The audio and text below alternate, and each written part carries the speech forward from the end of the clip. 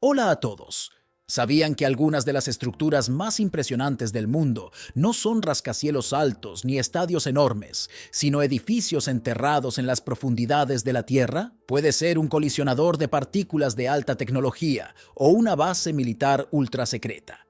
Algunas de estas estructuras se ven absolutamente increíbles. Únase a nosotros para el video de hoy, donde vamos a conocer las 12 estructuras subterráneas más singulares del mundo. Si te gusta este tipo de contenido, suscríbete a nuestro canal, es gratis. Ahora sí, comencemos. Número 12. La base aérea de Šeljava. La base aérea de Šeljava, situada en la frontera entre Croacia y Bosnia y Herzegovina, bajo la montaña Pljesevica, cerca de la ciudad de Bihać, fue el hangar subterráneo y base aérea militar más grande de la República Federativa Socialista de Yugoslavia y una de las más grandes de Europa. Las instalaciones son compartidas por los gobiernos locales de Bihać y el condado de Lika Senj de Croacia. La serie de instalaciones militares OBJECAT se puede encontrar en zonas apartadas, pero estratégicamente importantes dentro de la antigua Yugoslavia. Y la construcción de estas bases militares fue iniciada por el Ministerio de Defensa de la República Federativa Socialista de Yugoslavia. Durante las guerras yugoslavas, la mayoría de estas bases fueron utilizadas por los serbios en ciertas operaciones, pero debido a circunstancias atenuantes impuestas por las fuerzas croatas, fueron destruidas y posteriormente inutilizadas para uso militar. En la actualidad, son populares para la exploración urbana, aunque es arriesgado debido a la posibilidad de que haya minas terrestres antipersonal en áreas inexploradas. Sin embargo, algunas se salvaron de la destrucción debido a otras circunstancias en las que los serbios no controlaban estas instalaciones. Un ejemplo de algunas que todavía están en uso es el búnker nuclear D0, Armijska Ratna Komanda en Konjic. Sin embargo, este último fue convertido en un complejo artístico, pero aún es propiedad del Ministerio de Defensa de Bosnia y Herzegovina. La construcción de la base aérea de Šeljava o Bihać, cuyo nombre en código era OBJECAT 505, se inspiró en los hangares de montaña utilizados por el escuadrón sueco Gotha Wing F9. Comenzó en 1948 y se completó en 1968. Durante esas 2 décadas, la República Federativa Socialista de Yugoslavia gastó aproximadamente $6.000 millones en su construcción, 3 veces los presupuestos militares anuales combinados actuales de Serbia y Croacia. Fue uno de los proyectos de construcción militar más grandes y costosos de Europa. El aeródromo fue documentado por el satélite de reconocimiento estadounidense Corona en 1968.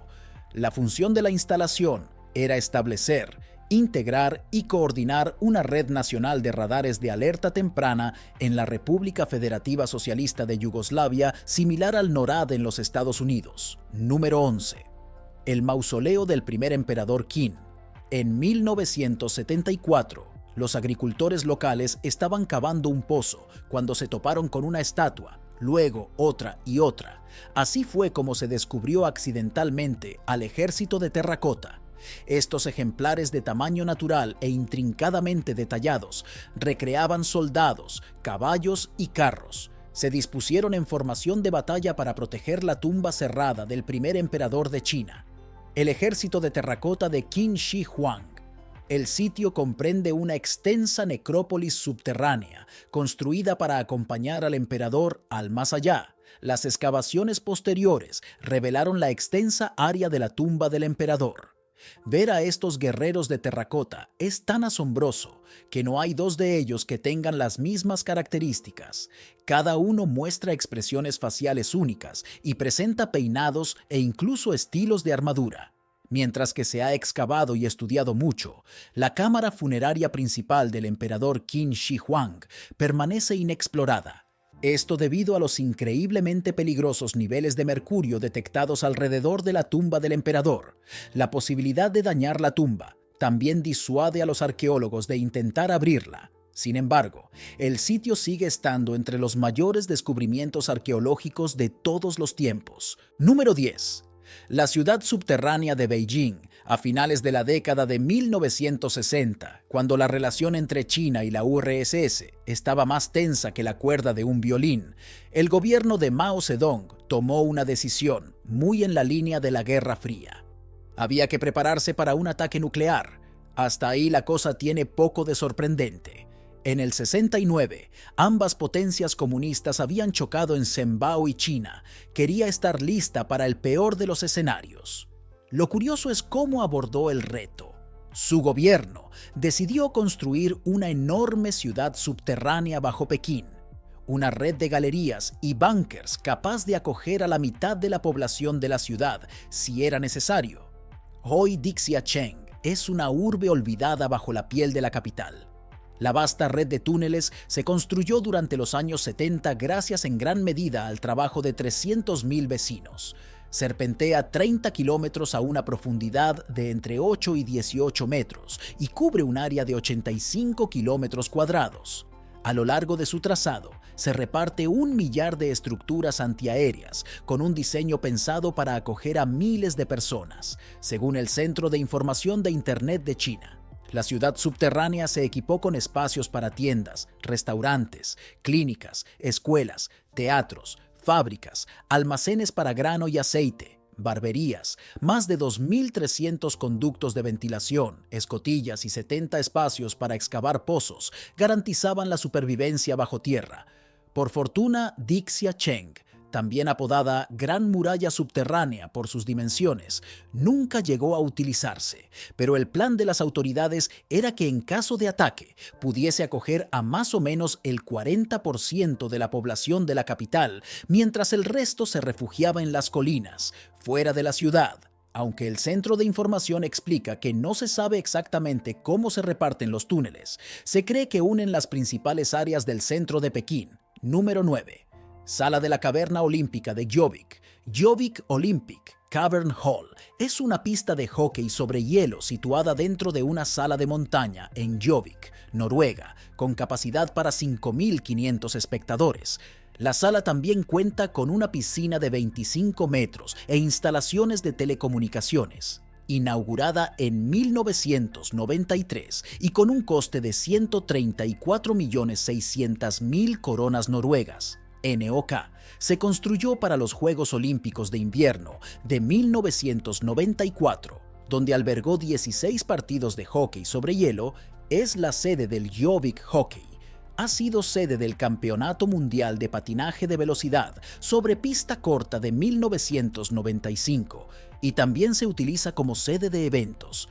La estructura es la sala caverna de uso público más grande del mundo. La instalación está situada justo al oeste del centro de la ciudad de Gjøvik, con el salón principal a 120 metros dentro de la montaña. Está cubierto por 25 a 55 metros de lecho de roca. Además de un salón principal, hay una piscina, una cafetería y una instalación de telecomunicaciones operada por Telenor. El salón principal está diseñado como un lugar de usos múltiples y puede albergar fútbol sala, balonmano, baloncesto, voleibol, rifle y tenis, así como conciertos, restaurantes y eventos. Las sedes olímpicas fueron diseñadas para reflejar la cultura y el carácter noruegos. El pabellón fue diseñado para jugar con el folclore escandinavo, como el Salón del Rey de la Montaña en Peer Gynt de Henrik Ibsen y las cuevas de los trolls de los cuentos de hadas. Esto, por ejemplo, se ha emulado mediante el uso de hormigón proyectado en las paredes para dar una impresión oscura y misteriosa. La iluminación se utiliza para crear un alto contraste, como desde la entrada, que es oscura con charcos de luz, hasta el salón principal, que está muy iluminado para enfatizar su tamaño. La entrada oscura también se utiliza para ajustar los ojos de los espectadores para que el salón principal parezca más brillante. Número 8. El Gran Colisionador de Hadrones. El Gran Colisionador de Hadrones es el acelerador de partículas más grande y de mayor energía que existe y la máquina más grande construida por el ser humano en el mundo. Fue construido por la Organización Europea para la Investigación Nuclear, CERN, entre 1989 y 2001 en colaboración con más de 10.000 científicos y cientos de universidades y laboratorios, así como más de 100 países de todo el mundo, se encuentra en un túnel de 27 kilómetros de circunferencia y a una profundidad máxima de 175 metros bajo tierra, debajo de la frontera entre Francia y Suiza, cerca de Ginebra. Las primeras colisiones se lograron en 2010 a una energía de 3,5 teraelectronvoltios, TeV, por haz, aproximadamente 4 veces el récord mundial anterior, alcanzado en el Tevatron. Después de las correspondientes actualizaciones, alcanzó 6,5 TeV por haz, 13 TeV de energía de colisión total, el récord mundial actual. A finales de 2018 entró en un periodo de parada de 2 años, que finalmente se ha prolongado hasta 2022, con el fin de realizar nuevas actualizaciones, con lo cual se espera posteriormente alcanzar energías de colisión aún mayores. El colisionador tiene 4 puntos de cruce, alrededor de los cuales se colocan 7 detectores, cada uno diseñado para ciertos tipos de experimentos en investigación. El LHC hace colisionar protones, pero también puede utilizar haces de iones pesados, por ejemplo de plomo, realizándose colisiones de átomos de plomo normalmente durante un mes al año. El objetivo de los detectores del LHC es permitir a los físicos probar las predicciones de las diferentes teorías de la física de partículas, incluida la medición de las propiedades del bosón de Higgs y la búsqueda de una larga serie de nuevas partículas predicha por las teorías de la supersimetría, así como también otros problemas no resueltos en la larga lista de elementos en la física de partículas. Número 7. El mitreo. El mitreo de Londres, también conocido como el Templo de Mitra, Walbrook, es un mitreo, templo dedicado a Mitra, romano descubierto durante la construcción de un edificio en 1954 en Walbrook, una calle de la City de Londres, Inglaterra. El yacimiento se trasladó a 100 metros para permitir la construcción del edificio y se convirtió en uno de los descubrimientos más célebres del siglo XX en Londres, debido a los escasos monumentos romanos en la ciudad. El 14 de noviembre de 2017 se abrió de nuevo al público en su lugar de origen. Actualmente, en la sede europea de Bloomberg, el solar donde se iba a construir un nuevo edificio había sido bombardeado por la Alemania nazi durante la Batalla de Inglaterra en la Segunda Guerra Mundial. Durante las catas arqueológicas, el yacimiento fue descubierto y comenzó a excavarse por William Francis Grimes, director del Museo de Londres, y por Audrey Williams en 1954. El templo, que al principio se consideró que podría ser una iglesia cristiana primitiva, fue construido durante el siglo III y fue dedicado al dios Mitra, muy popular entre los soldados romanos. En el siglo IV se dedicó probablemente a Baco. De esta época se encontraron mármoles muy detallados e importados de Italia de Mitra, Mercurio, Serapis y probablemente de Minerva enterrados en el interior, así como figuras de arcilla de Venus peinándose. Los artefactos se recuperaron y fueron exhibidos en el Museo de Londres. Entre las esculturas, los arqueólogos hallaron la cabeza del dios Mitra con el gorro frigio, con signos evidentes de haber estado unida al resto del cuerpo. Otros artefactos encontrados en Walbrook en 1889 también pudieron provenir del mitreo. Según el arqueólogo Ralph Merrifield, aunque no fueron identificados en la época, se trata de un relieve marmóreo de Mitra matando a un toro, la tauroctonía. Mitra se encuentra acompañado de Cautes y Cautópates, dos figuras que representan la luz y la oscuridad en la rueda cósmica anual del zodiaco. En la esquina superior izquierda, el dios Helios asciende a los cielos en su viga y en la superior derecha, Luna desciende en su carruaje. Las cabezas de los dioses del viento, Bóreas y Céfiro, se encuentran en las esquinas inferiores. Alberga la siguiente inscripción. Número 6. Private Doomsday Bunkers. La amenaza de la aniquilación global quizás se sienta tanto como durante la Guerra Fría, pero los refugios de alta seguridad de hoy en día no tienen nada que ver con sus contrapartes del siglo XX. Una serie de empresas de todo el mundo se están encontrando con una demanda creciente de estructuras que protegen de cualquier riesgo, ya sea una pandemia mundial, un asteroide o la Tercera Guerra Mundial, y al mismo tiempo ofrecen servicios de lujo, muchos de los que conforman la élite del mundo, incluidos estrellas del deporte y ejecutivos de tecnología. Se rumorea que Bill Gates tiene búnkers en todas sus propiedades. Han elegido diseñar sus propios refugios secretos para albergar a sus familias y personal. Los búnkeres de placa de acero de la compañía, diseñados para durar generaciones, pueden almacenar alimentos para un año por habitante y soportar terremotos. Pero mientras algunos quieren solamente un búnker, otros prefieren aguantar el apocalipsis en un entorno que ofrece una experiencia un poco más cerca del mundo real. Los desarrolladores de ese tipo de albergues comunitarios adquieren algunos búnkeres militares desmantelados, construidos por Estados Unidos o los gobiernos soviéticos. Las estructuras fortificadas están diseñadas para resistir un ataque nuclear y están equipadas con sistemas de energía, de purificación de agua y de filtración de aire. La mayoría incluye el almacenaje de alimentos para un año o más, y muchos tienen jardines hidropónicos para complementar las raciones. Vicino dice que Vivos recibió un interés masivo en sus refugios en torno a la elección de 2016 en Estados Unidos, y prácticamente vendió todos los espacios en sus refugios comunitarios. Número 5. Complejo de montaña de Raven Rock. El complejo de montaña de Raven Rock, también conocido como Site R, es una instalación militar de Estados Unidos provisto de un búnker nuclear subterráneo situado cerca de Blue Ridge Summit, Pensilvania, en la montaña de Raven Rock, y se le ha llamado el Pentágono Subterráneo. El búnker tiene centros de operaciones de emergencia para el ejército, la armada, la Fuerza Aérea y el Cuerpo de Marines, junto con el Centro de Operaciones de Emergencia de Mount Weather en Virginia y el Complejo de Montaña de Cheyenne en Colorado, fueron los principales búnkeres subterráneos para el plan de continuidad del gobierno de Estados Unidos durante la Guerra Fría, con el propósito de sobrevivir a un ataque nuclear. La unidad inquilina más grande de la instalación es la Agencia de Defensa para la Reducción de Amenazas, y las comunicaciones RRMC son responsabilidad del 114º Batallón de Señales.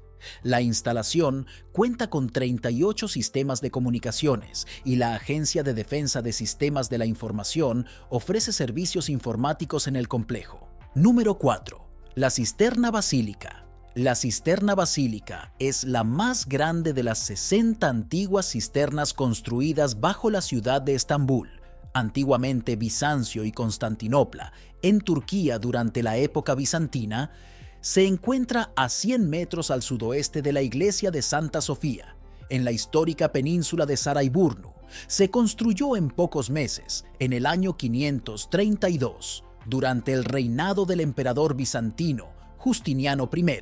La cisterna se construyó para evitar la vulnerabilidad que significaba para la ciudad que durante un asedio se destruyera el acueducto de Valente. El nombre de esta estructura subterránea proviene de una gran plaza pública en el Capitolio de Constantinopla, la Estoa de la Basílica, bajo la cual se construyó originalmente. Otras fuentes indican que proviene de una basílica edificada con anterioridad en el mismo emplazamiento. De acuerdo con los antiguos historiadores, el emperador Constantino I, el Grande, construyó una estructura que fue más tarde reconstruida y ampliada por el emperador Justiniano después de los disturbios de Nicea de 532. La cisterna proveía agua para el Gran Palacio de Constantinopla y otros edificios en el Capitolio, y continuó proveyendo agua al Palacio de Topkapi tras la conquista otomana en 1453. Y en los tiempos modernos, los jardines del palacio se regaban con el agua de Yerebatán, hasta que se construyó un sistema propio. Los otomanos preferían el agua corriente que el agua almacenada, por lo que se dejó de utilizar hacia finales del siglo XV. A mitad del siglo XVI, el investigador neerlandés P.